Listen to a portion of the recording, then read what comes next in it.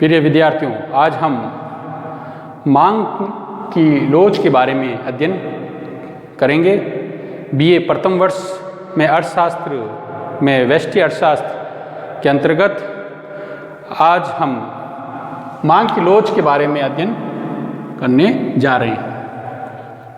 इससे पूर्व के जो लेक्चर हुए हैं उसमें हमने मांग क्या है, मांग के अर्थ के बारे में हमने पढ़ा था, मांग फलन के बारे में हमने पढ़ा था। उसके बाद हमने मांग का नियम क्या है इसका अध्ययन किया था और आज हम मांग की लोच के बारे में अध्ययन करेंगे।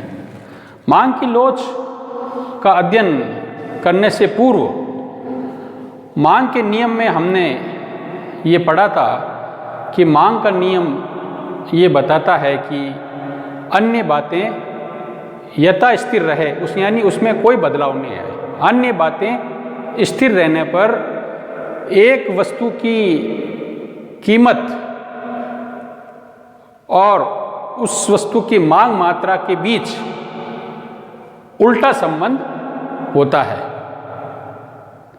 यानी उस वस्तु की कीमत यदि घटती है तब उस वस्तु की मांग बढ़ जाती है, या उस वस्तु की कीमत बढ़ती है तो उस वस्तु की मांग मात्रा घट जाती है। इसी को मांग का नियम कहते हैं। लेकिन प्यारे बच्चों, मांग का नियम में हमें इस बात का पता नहीं चलता है कि वस्तु की कीमत कितनी घटी है और वस्तु की मात्रा कितनी बड़ी है। यानी मात्रात्मक संबंध की जानकारी हमें मांग के नियम में नहीं मिलती है। एक वस्तु की कीमत में कितना बदलाव आया है, जिसके कारण उसकी मांग मात्रा में कितना बदलाव आया है, इसको मापना ही मांग की लोच कहलाता है। दूसरे शब्दों में विद्यार्थी हम ये कह सकते हैं कि एक वस्तु की कीमत कितनी प्रतिशत घटी है, उसके परिणाम स्वरूप उस वस्तु की मांग मात्रा कितनी प्रतिशत बढ़ गई है, इसी को हम मांग की लोच कहते हैं। यानी कीमत में होने वाले परिवर्तन और उस वस्तु की मांग में होने वाले परिवर्तन को प्रतिशत रूप में या आनुपातिक रूप में जब मापा जाता है, उसी को मांग की लोच कहते हैं। देखिए, अर्थ देखें मांग की लोच का। एक वस्तु की कीमत में प्रतिशत परिवर्तन के कारण मांग मात्रा में जो प्रतिशत परिवर्तन होता है, यहाँ देखिए दोनों परिवर्तन को हम अनुपात या प्रतिशत में माप रहे हैं। X वस्तु की कीमत में प्रतिशत परिवर्तन के कारण X वस्तु की मांग मात्रा में जो प्रतिशत परिवर्तन होता है, उसी को हम मांग की लोच कहते हैं। तो देखिए, एक वस्तु की कीमत में प्रतिशत परिवर्तन के कारण उसकी मांग मात्रा में जो प्रतिशत परिवर्तन होता है उसे मांग लोच कहते हैं, यानी एलास्टिसिटी ऑफ डिमांड कहते हैं। मांग लोच का सिंबल हम ईडी या ई से डिनोट कर सकते हैं।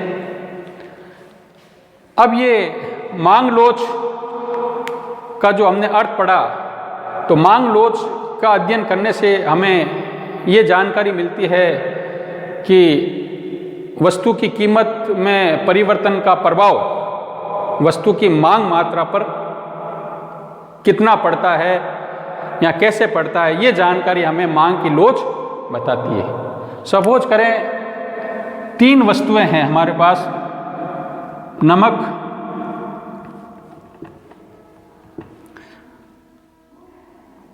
फ्रिज और कार। ये 3 वस्तुएं हम लेते हैं। इन तीनों वस्तुओं की कीमतों में हम 50% कमी कर रहे हैं। कितनी कर रहे हैं? कीमत में कमी, कीमत घटा रहे हैं, कीमत में कमी, इसमें भी 50% कीमत कम कर दी, इसमें भी 50% कीमत कम कर दी, इसमें भी 50% कीमत कम कर दी। तब हम देखते हैं 3 वस्तुएं हमने लिए, नमक, रेफ्रिजरेटर यानी फ्रिज और कार। इन तीनों वस्तुओं की यदि कीमतों को हम 50% कम कर दें, यानी उनकी कीमतों को आधा कर दें पहले से, तब इन वस्तुओं की मांग मात्रा में कितना % परिवर्तन आएगा, इसी का अध्ययन हम मांग की लोच में करते हैं। हम देखते हैं कि नमक की कीमत अगर 50% कम कर दी जाए तो नमक की मांग मात्रा में ज़्यादा परिवर्तन नहीं होगा, या बहुत ही कम % परिवर्तन होता है, क्योंकि ये अनिवार्य वस्तु है और ये वस्तु व्यक्ति एक निश्चित मात्रा में उपयोग लेता है। इसलिए अगर इसकी कीमत आधी कर दी जाए तो इसकी मांग पर ज़्यादा प्रभाव नहीं पड़ेगा, उसकी मांग मात्रा में जो ज़्यादा % परिवर्तन नहीं होगा। तो यहाँ हम कह सकते हैं कि यहाँ मांग की लोच कम है, इसको कम लोच मांग कहते हैं। दूसरा देखें फ्रिज या रेफ्रिजरेटर। हम बाजार में जाते हैं और फ्रिज खरीदते हैं और फ्रिज की कीमत यदि 50% गिर जाती है तो इसकी मांग मात्रा में उतना ही परिवर्तन आएगा, लगभग 50% बढ़ जाएगी। तो हम यहाँ कह सकते हैं कि फ्रिज के केस में मांग की लोच जो है बराबर है या इकाई के बराबर है। यदि कार की बात करें, ऑटोमोबाइल सेक्टर में यदि कारों की कीमतें लगभग आधी कर दी जाए या 50% कम कर दी जाए तो ऐसी स्थिति में कार की मांग मात्रा में बहुत अधिक % परिवर्तन होगा। कारों की कीमत यदि आधी कर दी जाए या 50% घटा दी जाए तो कार की मांग मात्रा 50% नहीं बढ़ेगी, 50 से ज़्यादा बढ़ेगी, 60% बढ़ सकती है, 70% बढ़ सकती है। तो इस केस में हम यहाँ कह सकते हैं कि यहाँ पर मांग की लोच अधिक है, यानी अधिक लोचदार मांग है। तो यहाँ देखिए प्यारे बच्चों, तीनों वस्तुओं की कीमतों में हमने 50% कमी की है, लेकिन मांग मात्रा तीनों की अलग अलग बदली है। इसमें मांग मात्रा बहुत ही थोड़ी बदली है, इसलिए नमक के केस में मांग की लोच कम है। यहाँ पर मांग मात्रा कीमत के बराबर बढ़ गई तो इकाई के बराबर है। कार वाले केस में अगर हम देखते हैं कीमत की तुलना में 50% कम करने पर मांग मात्रा उससे ज़्यादा बढ़ी है, तो ये अधिक लोचदार है। आगे के चैप्टर में हम मांग की कीमत लोच के प्रकार पढ़ेंगे, जब इन बातों को और अधिक क्लियर हो पाएगा। यहाँ केवल हम इतना ही समझ रहे हैं कि मांग की लोच के अध्ययन की सहायता से हम इस बात का पता लगा सकते हैं कि वस्तु की कीमत में होने वाले परिवर्तन का प्रभाव वस्तु की मांग मात्रा पर कितना पड़ रहा है या कैसे पड़ रहा है, इसका अध्ययन मांग की लोच में हम कर सकते हैं। क्योंकि ये बात हम मांग के नियम में नहीं पढ़ सकते, या मांग का नियम इस बात की व्याख्या नहीं कर सकता, क्योंकि मांग का नियम तो केवल इतना ही बताता है एक वस्तु की कीमत एक वस्तु की कीमत घटती है तो उसकी मांग मात्रा बढ़ती है, केवल इतना बताता। अब कीमत कितने % घट रही है, मांग कितनी % बढ़ रही है, ये बात मांग का नियम नहीं बताता है। ये बात हम मांग की लोच में पढ़ते हैं। किसमें पढ़ते हैं? मांग की लोच में इसका अध्ययन करते हैं। अब देखें मांग की लोच कैसे ज्ञात करेंगे, उसका सूत्र है मांग की लोच यानी ईडी बराबर, देखें वस्तु की मांग मात्रा में % परिवर्तन, ऊपर की तरफ हम लिखेंगे अपॉन वस्तु की कीमत में % परिवर्तन। अब % परिवर्तन मांग मात्रा में भी ले रहे हैं और उस वस्तु की कीमत में भी ले रहे हैं। कैसे निकालते हैं? जैसे मांग मात्रा का % परिवर्तन हमको निकालना है तो हम कैसे निकालेंगे? ये इजिकल टू दिया ED delta Q upon Q into 100। Delta Q क्या है? मांग मात्रा में होने वाला बदलाव। जैसे x वस्तु की कीमत 10 है और उसकी मांग 20 है। कीमत यदि बढ़ा दी जाए, 20 कर दी जाए, तो उसकी मांग 20 से घटकर 10 हो जाती है। तो मांग 20 से घटकर 10 हुई, कितना बदलाव आया? -10। लेकिन मांग की लोच में हम प्लस माइनस चिन्ह नहीं लेते हैं, माइनस चिन्हों प्लस माइनस चिन्ह को इग्नोर करते हैं, सभी पॉजिटिव या प्लस में रखते हैं। केवल हम परिवर्तन को ले रहे हैं, इसमें नेगेटिव या पॉजिटिव हम सिंबल या चिन्ह नहीं देते हैं। तो देखें डेल्टा क्यू का मतलब मांग मात्रा में होने वाला परिवर्तन, और क्यू का मतलब है पुरानी मांग, और इनटू जब उसको 100 करते हैं तो ये मांग में प्रतिशत परिवर्तन निकल जाएगा। इसी तरह कीमत में प्रतिशत परिवर्तन निकालना है तो delta P upon P into 100। Delta P का मतलब है कीमत में होने वाला बदलाव, और P का मतलब है वस्तु की पुरानी या पूर्व कीमत। इसको भी यदि हम 100 से मल्टीप्लाई करेंगे तो यहाँ देखते हैं हम कीमत में प्रतिशत परिवर्तन ज्ञात हो जाता है। अब इस सूत्र को हम थोड़ा और सरल करते हैं। ये चीज़ जो हम वैसे रखते हैं, इस चीज़ को हम, ये अभी डिवाइड में है, भाग में, इसको हम गुणे में बदलते हैं। इसमें बदलते हैं, गुणे में बदलते हैं। तो ये गुणे का चिन्ह लगाया हमने। अब ये गुणे में बदलने के बाद P ऊपर हो जाता है और डेल्टा P नीचे जाता है। तो P ऊपर की तरफ हो जाएगा और डेल्टा P नीचे आ जाएगा, और ये 100 ऊपर है तो ये 100 नीचे आ जाएगा। तो इस 100 से इस 100 को कैंसिल कर देंगे।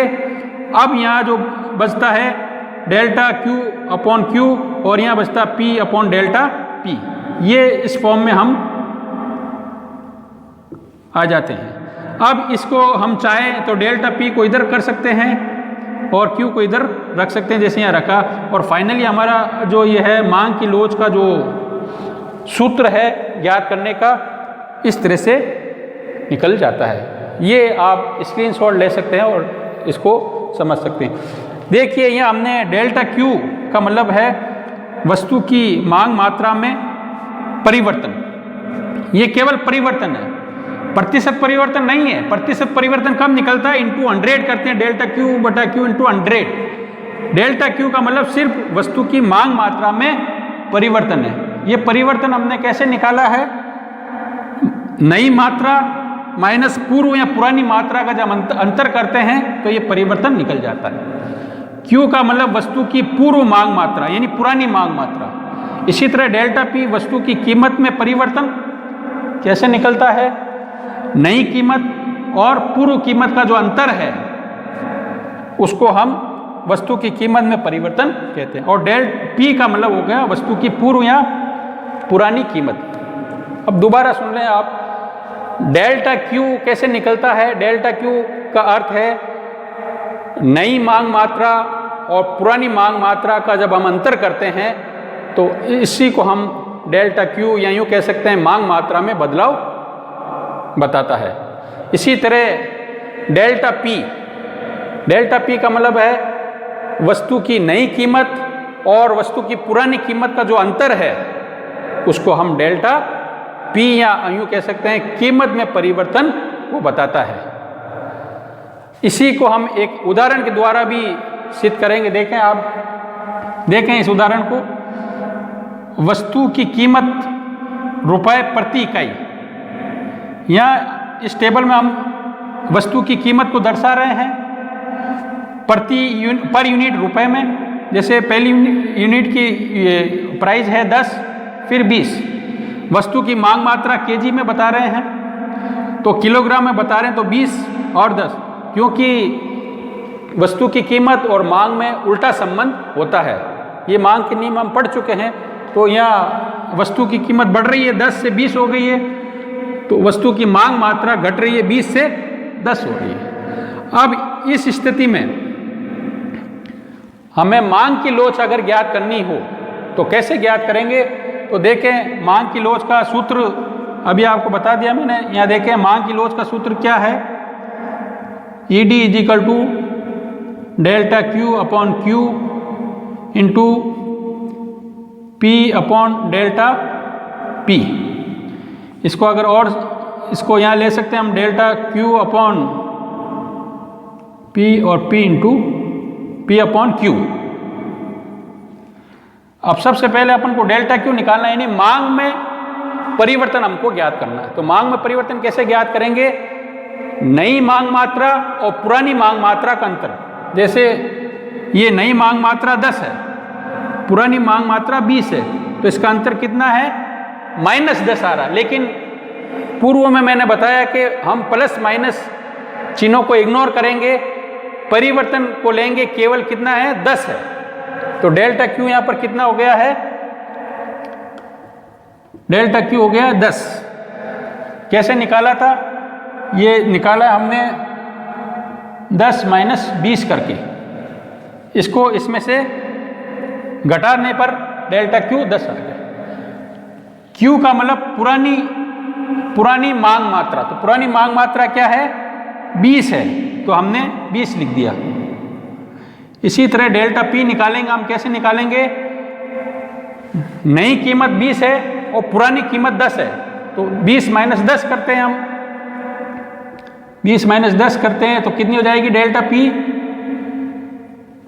कितनी आ जाएगी? 10। कितनी आ जाएगी? 10।